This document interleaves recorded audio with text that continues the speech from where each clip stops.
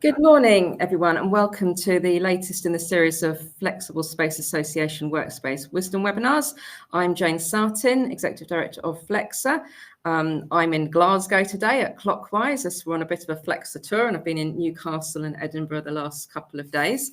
And joined today for this webinar by David O'Coimin of Nook, who are Flexible Space Association service provider members. And David is going to run through his presentation and talk about designing for neurodiversity in workspaces for everyone. So as we go through, please feel free to put any questions into the chat box and we'll pick those up at the end. So I'm going to get David's presentation up and then leave him with you. Very good. Thanks very much indeed, Jane, and welcome everyone. Thanks for being here today for a few minutes this morning to talk a little bit about neurodiversity in the workplace, in particular, talking about design, because that's where I come from. That's my background. I'm a product designer. I'm not a HR person, although I am very people-centric in how I design. But I've spent 30 years of a career now designing for third parties, and 7 years ago, decided to make the change into designing for myself, in a sense, and starting up my own organization, because I perceived that the open office workplace is undergoing some extraordinary challenges, and I felt like that we were designing space in a one-size-fits-all mentality, which actually fits few or causes people to mask in a space so that they can perform. I think much like in school, people fall roughly, and forgive the gross generalization, into three categories in the workplace: people who enjoy it, people who don't enjoy it but get on with it, and people who don't enjoy it but really struggle in it. Again, as I say, very, very generalized speaking, but I feel like we've left out a huge percentage of people by designing in this one-size-fits-all kind of a way, and designing around mindsets which are often quite noisy mindsets, the extrovert, if you will. So what I want to talk a little bit about is how to practically make changes which can make a workplace more inclusive for all, for the benefit for all, something that's been termed designing for the mind, moving away from an old-fashioned kind of mentality of designing for or of organizing a space around "are you here?" versus "what are you doing while you're here?" and how what are the outcomes of what you're doing for our organization, for yourself, etc. Moving away from or complementing a design which is around exploitation of existing information, and moving more towards appreciating the value of an explorative mindset, something that I'll get into in a moment. And I'm also going to use a really interesting metaphor that I heard at a talk recently around thinking about the workplace as a stage. And I'll talk about that very briefly. Just this notion that on stage, when you're performing in the spotlight, you're supported by your fellow actors around you, but you can only do it for a certain amount of time. You've got an audience watching, you've got your lines learned, and you're carrying out your tasks as supposed. But in order for a theater stage to work effectively, it also requires backstage, it requires off-camera learning of lines, it requires research, recharge, mentoring, chatting with colleagues, laughing. It requires other aspects, not just the stage, in order for it to thrive. And I think we've designed a stage without backstage in our workspaces. So jumping in a little bit of detail, what I'm going to talk about is not just my own opinions, but I'm going to use some research that's out there that I think might be interesting to you, that you can follow up on yourself if you want to dive into it a little bit more, from University of Cambridge, from a really interesting organization called Sensory Street, from the British Standards Institute, who brought out some recent guidance, and from an organization that most of us will know called Google, who've started up an interesting project called the New Project. So diving right in, because I'm mindful of time, if we talk about very quickly what the University of Cambridge brought out at the end of 2022, some really interesting insight into how we think about neurodivergent conditions, and in particular, in this case, dyslexia. So we often imagine dyslexia as people who struggle to read. But in actual fact, what it is it's brains that are wired differently. And that difference is challenging in a world that is designed around exploitation of existing information, and where reading and proficiency and uh, consumption of reams of text and of producing text can create challenges, when that brain might actually be wired, misunderstood, wired as not a disorder, but they're specialized to explore the unknown. And that's been a really important part of our development as a species in the past. And we've moved away from it a little bit. And although our organizations talk a lot about IP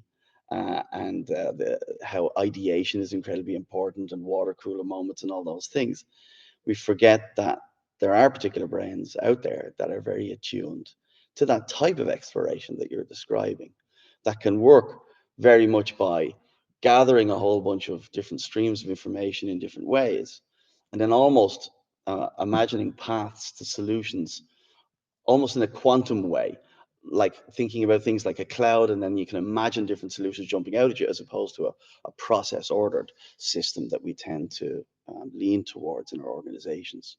And so I think we really need to start considering neurodivergent minds, neuro differences, as currently locked up potential. This isn't just a corporate social responsibility exercise. This is around how do we solve the challenges that we have as an organization, as individuals, as a species, if you want to go very high level.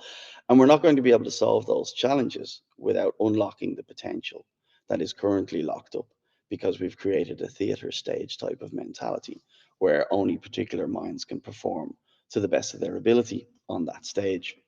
So thinking about discovery, thinking about the value of invention, the value of creativity, and designing with those things in mind. Well, what does that mean practically? How can you design a space that's more inclusive for example, people with dyslexia? Well, some of the things you can do is you can think about, for example, lighting. If you allow the lighting in a space zonally or very locally to be controlled by an individual, what you'll give that individual is the power to tune the space so that their brain can process information in a way that's effective for them. Obviously, it can't be done in such a way that if they change the lighting, everybody's affected by that. First of all, they won't even do it, because that brings the spotlight on themselves. Hey, who changed the lighting? But if you allow it to be done in a zonal or a very local kind of way, whether that's with some sort of overhead or some sort of localized or some sort of partitioning, screening, pods, whatever it is, yeah, you do it, you can give that person the capability to tune the lighting in such a way that can have a profound effect on the way that their brain, their mind processes information. To be even more specific, it's known that somewhere between the green and the purple spectrum can have an incredibly powerful effect on, in particular, dyslexic mind. And also, then in terms of signage, think about how wayfinding in your space is oriented, is presented. Are you presenting signage in a really clear manner without serifs on text, with very strong contrast between the color of the text and the color of the background? Principles around dyslexia suggest that we shouldn't use white as a background because it's quite glaring, quite difficult sometimes to process. We'd be better off with a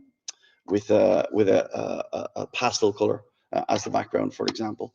And if it's a body of text, please try to remember to sort of keep lines to, shortish lengths and justify to the left, so it's easy to find that next line. Sometimes it can be quite difficult for someone with dyslexia to find the next line easily, and so they can end up rereading the same part of a text over and over again until they realize. And then fundamentally, I'll come back to this probably a couple of times over the next sort of 10 or 15 minutes, is designing around choice, giving people options to be able to decide.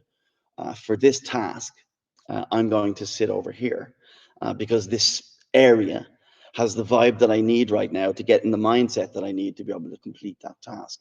Whether that task is a collaborative type of thing, or whether the task is deep thought programming, legal contract analysis, report writing, creative. These different tasks in different minds need different settings. And so providing different settings allows people then the option to choose what works best for them. If I talk really quickly about Sensory Street, it's really one to keep an eye on. It's an interesting project. So Sensory Street, which is a collaboration between universities that you see there, is all around measuring the high street in the UK and figuring out to what extent it supports or debilitates people with autism in our world. And so the aim is to encourage businesses to think about how the space could be changed to support all people. And there's some really interesting insights that have come out of that project, and they've helped us to break up how we see space and how we think about how people consume space. And if you think about the autistic mind and the differences that an autistic mind processes a space, especially in terms of overwhelm and sensitivity to influences from light, sound, movement, noise, contact, proximity of people, things behind you, etc. All of these things have a very either settling or disrupting effect on an autistic mind. And so if we can think about, the predictability of a space, if I walk in and open the door and everyone turns around and looks at me, I'm going to feel self-conscious, whereas if there's a space for me to walk into and observe the space before I'm kind of drawn attention to, or a way to enter the space in a kind of a back way. Those things have a gentle way of entering the space. Those things have a valuable effect on how a person feels in that space. And I'm going to dive into the word feels for a second, because I think it's important. Because fundamentally what comes forward when we look at all the research on how people feel in space, a sense of belonging comes top in terms of when spaces are performing very, very well. And by performing very well, I'll talk about that in a minute, what do I mean by that. But just in terms of when people feel that they belong in a space, or they're not made to feel like they do not belong in a space because it hasn't been designed with them in mind, what you find is that people engage better and they can focus better, and those have positive outcomes for organizations and for the individuals themselves. Very practically speaking, I'm sorry, my screen is zoomed in weirdly there. Very practically speaking, what that can mean is just providing people with space to take a break. In particular here, this was a supermarket project that I talked about how natural materials had a big effect on how people felt levels of sort of comfort and ownership in a space. Lighting, soft lighting was very beneficial. Thinking about shelving and improving sight lines, practical things about how people use the space. Obviously, I don't think probably anyone on the call is thinking about sight lines on shelving, but you might be thinking about accessibility of cupboards in the kitchen, or filing systems and storage, and ways in which that people maybe with sight impairments or physical disabilities might access those things, and whether or not, if those possibilities are not there, that person might feel like they don't belong in that space. So coming on very quickly then to the British Standards Institute, very much worth taking some time from your world to investigate this extraordinary document which came out at the end of last year, called Design for the Mind. And it is quite a thorough Bible, I would say, as much as anything, considering the lack of information on this kind of subject that's out there. It can give you guidance on pretty much any aspect that you might wish to consider in your space. A couple of things that I've pulled out to highlight for you guys here today is in particular around what's termed and referred to a lot these days in workspace design, psychological safety. So how do you create a space where people feel safe? And what's the point of that? Why do we care? And the part of the point of it is that if you don't, what happens is the brain partially becomes engaged with this notion of its own safety, and it's monitoring around itself for threat, and it's creating a state of awareness that pulls you out of whatever task it is that you're particularly trying to focus on in that moment. And if we can create a sense of safety in a space, of psychological safety, a sense of, if I could just term it as, if we could just create that sense of, okay, I can relax, I'm not under threat, people are not walking behind me, looking over my shoulder, got to call me out in the middle of this job that I'm working on, or suddenly going to open and close a door behind me, or whatever it is. If I can create that sense of safety in an area of the space, that allows our brains then to be more available and elastic for learning and for coming up with ideas and developing and things like that. So psychological safety is something that comes back time and time again. Just look at the space and think about the psychological safety in that space. Empathize, if you will. One of the things we're often guilty of when we design a space is that we use ourselves as the avatar, but it's not us, it's others. We need to empathize about how different types of minds work. Think about changeability. Think about, you're not going to get everything right first time. Some of the best designs for spaces allow for an element of flexibility, in particular, allow users an element of flexibility to move things around, to adjust the space, to adapt it for their needs. And then very high on pretty much every research we see is around oral comfort, in particular noise, and in particular the effect that noise has to disturb our minds. So designing with acoustics in the space in mind and zoning a space for different levels of acoustics, having quiet areas as well as active areas. It's not all about making things quiet. Sometimes it's really important that you have active areas so people can go and thrive in that dynamicism of the environment. But often what's happened is we've made our spaces all like that. And so we can't concentrate when we're next to a space like that. So zoning for those kinds of different comforts can be valuable as well. And then moving on to Google Project New, and then I'll wrap it up a little bit. So Google is employing how many people is it now? It's over 100,000 people. And they're measuring all the time, and they're really keen on productivity. And if you watch what Google are doing, you can often see, as I did 15 years ago, which direction the workplace is going. And though I didn't always agree with putting ping pong table tennis tables out in the workplace, I think that's a terrible idea. I think they're great to have, but put them somewhere where if someone wants to use it, not everybody else is forced to listen to it. But I always loved their approach of having lots of different types of spaces for people to consume in different ways, and allowing people, they used a principle years ago, it was called the 4 C's, allowing the 4 C's, thinking about the 4 C's when you're designing a space. Those 4 C's are starting at the very top: community, where people can get together for a town hall, someone stands on a stage and broadcasts to an audience, so community. Collaboration, so in small numbers, allowing spaces where people can get together in small numbers to have those conversations that can ideate and move projects along.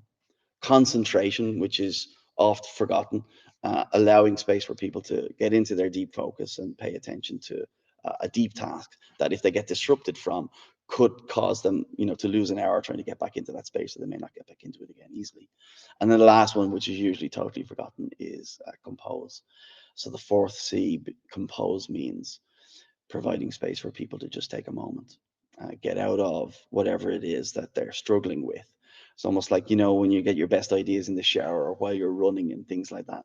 It's allowing that time, allowing that brain defragmentation time. So Google have been really ahead in this for a long time. They're now really moving into how do we make our space more neuro-inclusive for the benefit of all. And so the meaning behind that is, creating a win for everybody.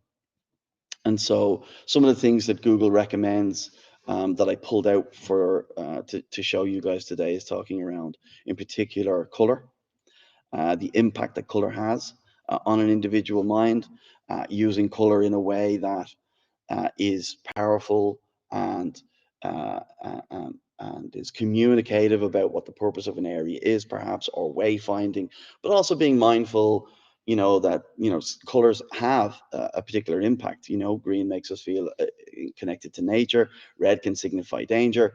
Lilac can have a very calming effect. And thinking about where we use those things, Like it might not be a brilliant idea to have a huge big red wall right at your reception, which can put people into a subconscious state of alert. Or maybe that's what you do want, but doing it mindfully rather than going, wouldn't red be nice? What's the point of red? What does it do? What effect does it have? How can we use it in a meaningful way in our space? And then thinking about, in particular, recovery space. So that's that notion again of compose, allowing people to take a step out and not going, hey, why aren't you working? I'm recharging. Your battery can't just keep going and going and going. And it isn't just, you say, oh, you work during the day and you recharge at night or whatever. It just doesn't work. That's not how our brains work. If you allow incremental recharge across a day, and space tells people that you allow that by putting, a cornered off area with a sofa and a reading table with some books on, or a library shelf, you've told people that it's okay to go and use that space to take a moment for themselves. And that permission signaling, again, is another very useful tool.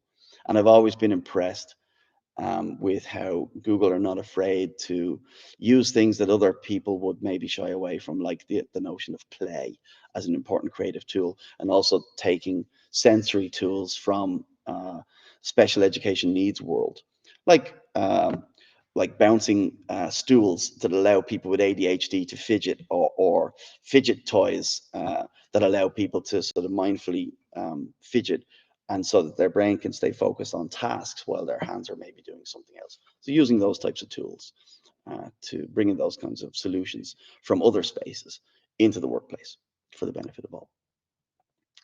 So then to wrap us up a little bit, bring it home, what I want to sort of plant in your heads is this notion of, if you design with extreme needs in mind, what you end up with is solutions that are beneficial for all. I mean, like a really high level insight in that would be, imagine designing a website which is for people who are sight impaired. What you end up doing is getting rid of a whole load of unnecessary information, really refining everything with strong contrasts, simple messages, and you end up with a website that 99% of people will tell you, that was a great website. I found that really easy to use. It's an extreme principle, or maybe a little bit of a silly example is, imagine designing for people with one arm. I mean, that's an extraordinarily niche approach, isn't it? But if you do so, you'll end up with solutions which benefit people with a broken arm, in a temporary sort of situation where they can only use one hand. Maybe they're holding a baby in one arm, or they're holding a phone in one hand. So just the notion of an extreme focus, creating a benefit for everybody. So when you're thinking about, what's my job in this when it comes to appropriating, apportioning, designing, allowing for, facilitating space that's inclusive, the way I would say is to think of yourself as an architect of choice. That what you're doing isn't just putting furniture in a space and letting people figure it out, but it's just thinking mindfully about, will there be choice here? Will this be zonable? Will there be flexibility so that it's not, with the best will in the world, with the best designers on the project, you won't get it right first time? Does it allow the user, the occupier, or the end user an opportunity to adjust the space slightly? Are we thinking about other types of minds as opposed to our own? Because if we do, then we'll actually end up with a more inclusive and powerful space.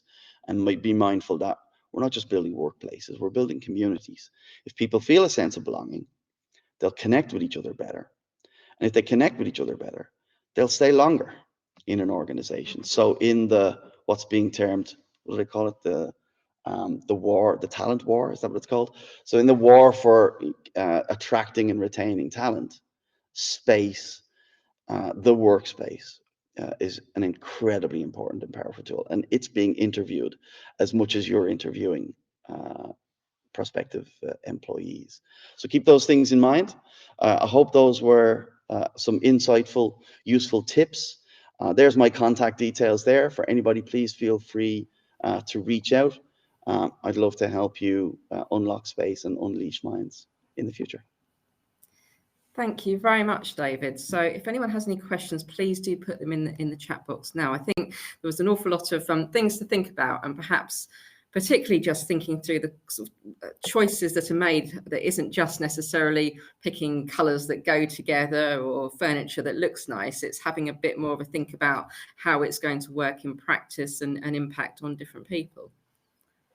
Exactly that. I mean, that's the fundamentals of it at the end of the day, is that, designers and facilities people have their own significant challenges when it comes to workspace. And it can sometimes be a little bit scary to enter into this world and think, oh yeah, but what if I do it wrong? Or, this isn't what I was trained for. Or, you're asking me to do all this stuff now and it wasn't part of my remit before and it is these days.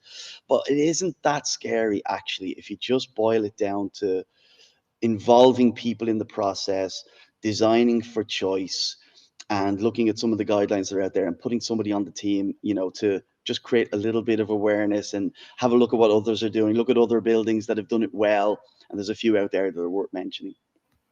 So I was going to ask, in terms of making some of those initial choices, if you've got any tips. It feels like it is about just thinking things through. Is there anything further you'd add on that? Yeah, so I would say, like I alluded to it there for a second, but do, as scary and messy as it can be, involve the user.